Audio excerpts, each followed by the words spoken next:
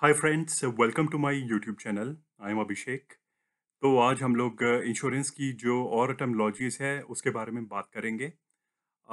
मैंने और भी जो पहले वीडियोस बनाए हुए हैं इंश्योरेंस टर्मिनोलॉजीज़ पार्ट 1, 2 और राइडर्स के बारे में भी जो डिटेल में वीडियो बनाया हुआ है, उसका मैं लिंक के नीचे डिस्क्रिप्शन में आपसे शेयर कर दूँगा। You can go through that as well. और वो सारे वीडियोस जब आप देखेंगे तो वो भी आपके लिए काफ़ी हेल्पफुल रहेंगे। इस वीडियो में भी हम लोग कुछ और इंश्योरेंस टर्मिनोलॉजीज़ के बारे में डिस्कस करेंगे और मैं शेयर करूँगा आपसे। उससे क्या होगा, जब भी आप कोई पॉलिसी फ्यूचर में परचेज़ करेंगे, it will be helpful for you. तो लेट्स स्टार्ट।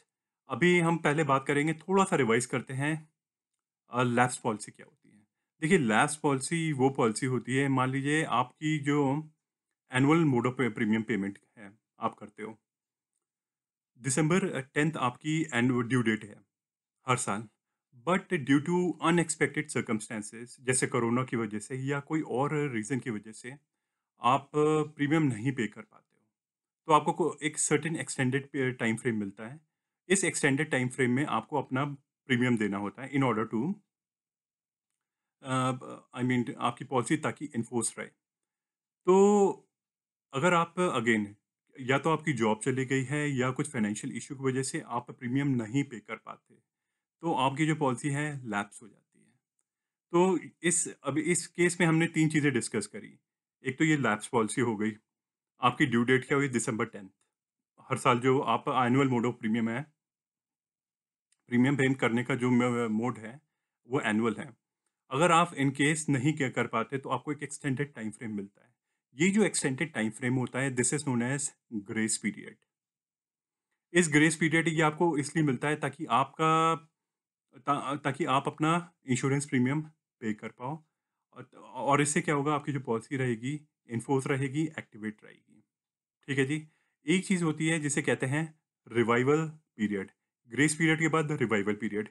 अब रिवाइवल पीरियड को आप ऐसे समझिए, अगेन इसी यही एग्जांपल लेते हैं। Due to some unexpected circumstances आपकी जॉब चली गई है या फैमिली की इशू की वजह से आप प्रीमियम नहीं पे कर पाए हो, कुछ फाइनेंशियल इशू है आपका। तो इस केस में आप 2-3 चीज़ें कर सकते हो। देखिए, अगेन यहीं एक बात आ जाती है कि एक्सपर्ट से राय लेके पॉलिसी लेने में और ऑनलाइन पे परचेज़ करने में डिफ़रेंस तो रहता ही है। अगर आप कभी भी प्रॉब्लम में हो या आप प्रीमियम नहीं पे कर पाते हो, तो आपकी भी कुछ रिस्पॉन्सिबिलिटी बनती है as a responsible insurance buyer. आप क्या कर सकते हो, यहाँ अगर आपने एजेंट से राय लेके ली है, एक्सपर्ट से राय लेके ली है, तो आप उसको तुरंत इन्फॉर्म कर दीजिए। बट मैं ये कहूँगा, साइड बाय साइड आप ये भी करो कि जो इंश्योरेंस कंपनी है, उसके जो कस्टमर केयर है, उसको भी आप फ़ोन करके ये चीज़ इन्फॉर्म कर दो। ईमेल भी कर दो आप। आप तीनों कर दो अपनी तरफ से, ताकि आपके ऊपर कोई बात ना आए और आप मतलब this also shows your sincerity. अब मान लेते हैं कि फ्यूचर में आपका मामला सॉर्ट आउट हो जाता है। Sort out in the sense आपकी फाइनेंशियल इश्यू रिज़ॉल्व हो जाता है। तो और आप बोलते हो जी मैं यही पॉलिसी को रिवाइव करना चाहता हूँ। तो आप रिवाइव कर सकते हो, लेकिन अगेन कुछ टर्म्स एंड कंडीशंस होती हैं। You have to go through the document carefully. देखिए, अगेन बात ये घुमा-फिरा के वहीं आ जा रही है। जब भी आप कोई भी insurance policy low, do your due diligence, do your homework. अगर ऑनलाइन ले रहे हो तब तो आपको काफ़ी रिसर्च वर्क करनी पड़ेगी। Otherwise my advice to you is एक जो एक्सपर्ट हैं उनसे आप राय लेके कंसल्ट करके पॉलिसी परचेज़ करिए। अपना गोल सेट करिए। गोल सेटिंग से जो फाइनेंशियल गोल सेटिंग है, उसके अकॉर्डिंग ही आप अपना कोई इंश्योरेंस पॉलिसी प्लान लीजिए। ठीक है? अच्छा, आप ये जो लास्ट पॉलिसी है, इसी को ही जो रिवाइव करना चाहते हो during that time period, this is known as revival period. इसके भी कुछ टर्म्स एंड कंडीशंस होती हैं, बट वो सारी चीज़ें उसमें आउटलाइन होती हैं पॉलिसी डॉक्यूमेंट में। Please go through that document carefully. ठीक है जी? और ये तो था जी, एक तो ग्रेस पीरियड हो गया, एक हो गया आपका रिवाइवल पीरियड। तीसरा पीरियड आता है, इसे कहते हैं जी फ्री लुक पीरियड। अगेन ये भी स्लाइट मिसलीडिंग है। अब मिसलीडिंग कैसे है ये भी समझिए, कि मान लीजिए कि आपने लास्ट मोमेंट में अगेन यहाँ 2 सिचुएशन ले लेते हैं। आपने लास्ट मोमेंट में in order to save your taxes policy ले ली, या एजेंट ने आपको मिस सेलिंग कर दी। लेकिन आप क्या देखते हो, आई थिंक रिवाइवल पीरियड में आपको 15 डेज़ मिलते हैं फ्री लुक पीरियड में। फ्री लुक पीरियड में जब आप you go through the policy document, तब आपको ये रियलाइज़ होता है कि भाई ये पॉलिसी डॉक्यूमेंट तो मेरी जो फाइनेंशियल गोल सेटिंग है, that is not in in alignment with that, जो मैंने फाइनेंशियल गोल सेट किए हैं। तो आप क्या कर सकते हो, जो या तो एजेंट को कॉल कर दो, बट क्योंकि मिस सेलिंग हुई है तो in majority of cases agents phone भी नहीं उठाते। अनफॉर्चुनेटली ऐसा होता है। तो आप being a responsible policy buyer, आप जाओ जो इंश्योरेंस प्रोवाइडर के पास, इंश्योरर के पास, उनके ऑफिस जाइए, उस पॉलिसी को सरेंडर करिए, एक रिटन लेटर भी आपको देना पड़ेगा।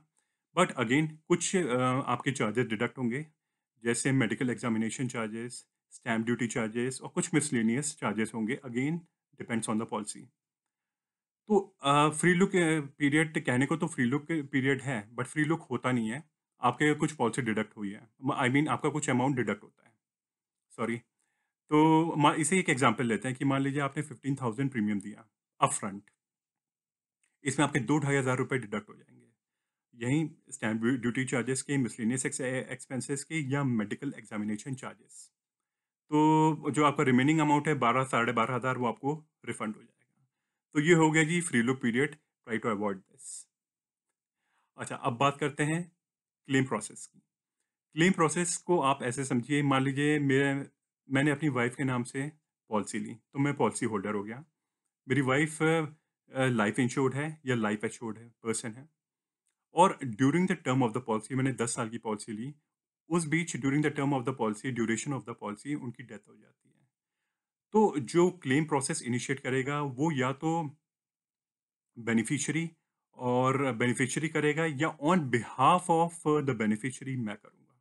जैसे ये हमारे इस केस में हम लोग का बेटा है, वो हो गया नॉमिनी और बेनिफिशियरी, बट क्योंकि वो माइनर है तो on his behalf I can initiate the claim process. और क्लेम प्रोसेस करना इसलिए ज़रूरी है in order to get the death benefits. I hope this make sense. और फ्रेंड्स, अगर आपको इस वीडियो का कंटेंट अच्छा लगा हो, so do subscribe to my channel, do like my channel and this video as well.